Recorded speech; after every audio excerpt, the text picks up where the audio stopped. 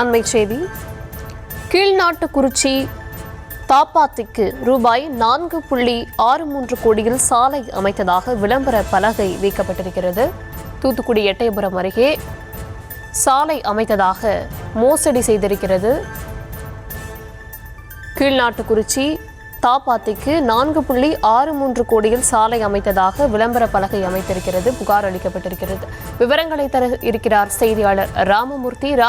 விவரங்களை வழங்கலாம். வணக்கம். தூத்துக்குடி மாவட்டம் எட்டயபுரம் அருகே ராஜாப்பட்டியிலிருந்து கீழ்நாட்டுக்குறிச்சி சக்கில்பட்டி வழியாக தாப்பாத்தி கிராமம் வரை செல்லும் பிரதம மந்திரி கிராம சாலை திட்டம் 22-23 கீழ் 4,63 லட்சம் மதிப்பில் சாலை அமைக்கும் பணிகள் நடைபெற்று வந்த நிலையில் தற்போது சாலைகள் முழுமையாக போடாமல் சாலை பணிகள் கடந்த ஜூலை மாதம் 14ஆம் தேதி பணிகள் முடிவுற்றதாக விளம்பர பலகைகள் வைக்கப்பட்டுள்ளன.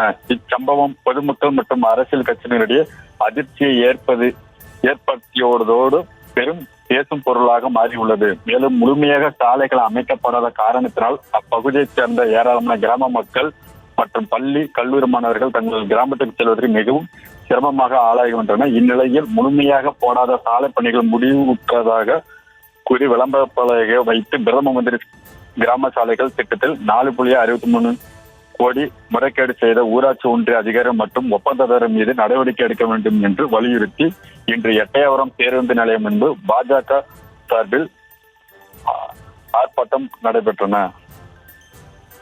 அதன் பின்னர் இதனைத் தொடர்ந்து முறைகேடு சம்பவம் தொடர்பாக உரிய நடவடிக்கை எடுக்க வேண்டும் என்று எட்டயபுரம் வட்டாட்சியர் புகார் மனு அளித்தனர்.